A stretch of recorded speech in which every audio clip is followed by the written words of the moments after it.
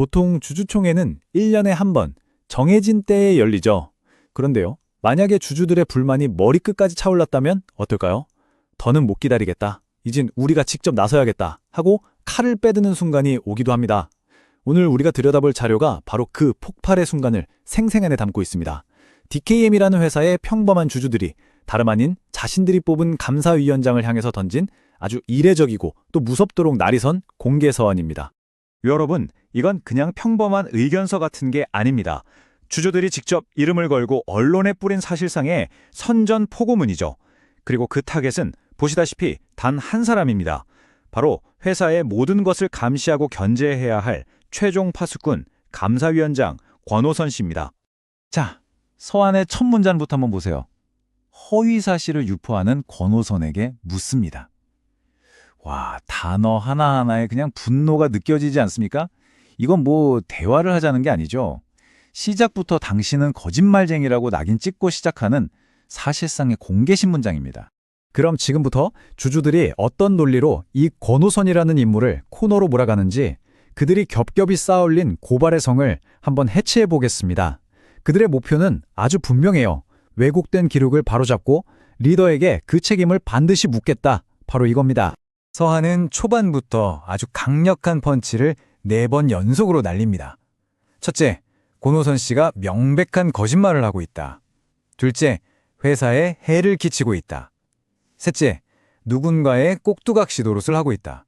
그리고 마지막으로 이 모든 행동의 배후에는 바로 노욕, 즉 늙은이의 탐욕이 있다고 아주 원색적이고 모욕적이기까지 한 단어로 그 동기를 규정해버립니다. 자, 주주들의 첫 번째 공격 포인트는 바로 독립성입니다. 여기서 잠깐 감사위원장에게 독립성이 왜 그렇게 중요할까요? 쉽게 말해서 이 사람은 경영진이 딴짓 못하게 감시하는 주주 측의 내부 스파이 같은 역할이거든요. 그러니 누구의 편도 들어서는 안 되고 오직 주주 전체의 이익을 위해 움직여야 합니다. 그런데 주주들은 바로 이 지점에서 권오선 씨가 완전히 실격이라고 주장하는 겁니다. 주주들은 권오선 씨가 스스로 내세우는 그 독립성이라는 가치를 이 한마디로 그냥 짓밟아버립니다. 웃기는 소리 그만하세요. 와, 이런 경멸적인 표현을 썼다는 것 자체가 그에 대한 불신이 이미 돌아올 수 없는 강을 건넜다는 걸 보여주는 거죠. 주주들은 권오선 씨가 탑장 인물의 꼭두각시라고 주장하면서 이 시간 순서에 따른 서사를 증거로 제시합니다. 처음 6개월간은 시체처럼 가만히 있다가 2025년 10월을 기점으로 갑자기 특정 이사의 손만 들어주는 투표기계로 돌변했다는 겁니다. 굉장히 구체적인 그림을 그리고 있죠. 그리고 바로 이 지점에서 그야말로 송곳 같은 질문을 던집니다. 그 6개월의 침묵 동안 월급은 꼬박꼬박 받으면서 감사위원으로서 단 한 번의 감사도 실시하지 않은 이유가 뭐냐는 거죠.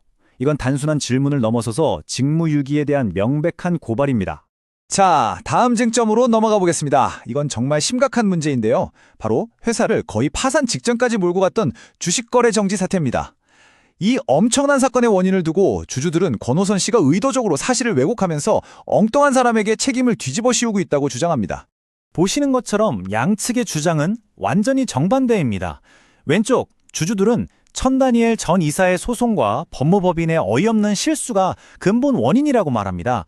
반면에 오른쪽 권오선 씨는 현 경영진과 최대 주주 탓을 하고 있다는 거죠. 하나의 사건을 두고 완전히 다른 두 개의 이야기가 지금 정면으로 충돌하고 있는 겁니다. 여기서 주주들이 던지는 결정적인 한 방이 이겁니다. 회사가 법정에서 제대로 싸워보지도 못하고 지는 이 무변론 패소라는 황당한 일이 벌어졌는데 감사위원장인 당신 대체 그동안 뭘 했습니까? 하고 정면으로 묻고 있는 거죠. 감시자 역할을 제대로 했냐는 아주 본질적인 책임 추궁입니다. 이제 서한은 가장 구체적이고 또 가장 민감한 부분으로 파고듭니다. 바로 돈 문제죠. 주주들은 이제 회사 돈이 어디에 어떻게 쓰였는지 두 가지 사안을 딱 집어서 숨 쉴 틈도 주지 않고 질문을 퍼붓기 시작합니다. 주주들이 꺼내든 두 개의 칼날, 바로 화성부지 관련 비용과 33억 원이라는 거액의 대여금입니다. 지금부터 이 두 가지 돈 문제를 가지고 권오선 위원장의 책임을 어떻게 조목조목 따지는지 한번 보시죠. 자, 첫 번째 금융신문입니다. 화성부지 비용, 이거 누가 승인했고 최종 결제자는 누구였냐? 그리고 가장 중요한 것, 누구의 지시로 집행된 돈인지 감사위원장으로서 파악하고는 있냐고 직접적으로 묻고 있습니다. 알고는 있습니까? 라는 아주 날카로운 질문이죠. 신문은 멈추지 않습니다. 33억 원, 정말 어마어마한 돈이죠. 이 돈 제대로 돌려받을 계획은 있는 건지, 지금 얼마나 회수되고 있는지 감사위원장으로서 단 한 번이라도 들여다본 적 있냐는 겁니다. 이건 뭐 감사 업무의 기본 중의 기본인데 그것조차 안 한 거 아니냐고 압박하는 거죠. 그리고 이 외침이 서한 전체에 걸쳐서 계속 반복됩니다.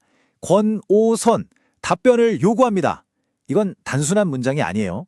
주주들의 분노와 절박함이 응축된 일종의 경고이자 함성입니다. 더 이상 당신의 변명 따위는 듣고 싶지 않다는 강력한 메시지죠.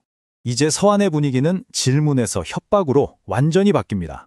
더 이상 묻고 기다리는 건 끝났다. 이제부터는 우리가 직접 행동에 나서겠다는 사실상의 최후 통첩 단계로 넘어가는 겁니다. 주주들이 꺼내든 카드는 아주 구체적이고 현실적인 위협입니다.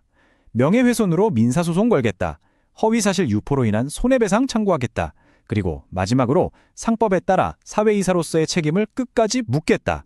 한마디로 답변이 없다면 동원할 수 있는 모든 법적 수단을 써서 당신을 끌어내리겠다는 선언입니다. 그래서 주주들의 최종 요구는 아주 간단하고 명확합니다. 지금까지 우리가 제기한 이 모든 의혹에 대해서 더 이상 비겁하게 숨지 말고 공식적으로 그리고 아주 신속하게 답변하라 이겁니다. 이제 공은 완벽하게 권오선 씨에게 넘어갔습니다. 한 회사를 둘러싼 내부 갈등이 결국 이렇게 공개적인 전쟁 선포로 터져 나왔습니다. 주주들이 자신의 재산을 지키기 위해 자신들이 직접 뽑은 감시자를 심판대에 세우는 이 기막힌 상황. 이건 단순히 DKM이라는 한 회사의 문제를 넘어설지도 모릅니다. 과연 이것이 한국 기업 지배 구조에 새로운 변화를 가져오는 신호탄이 될까요?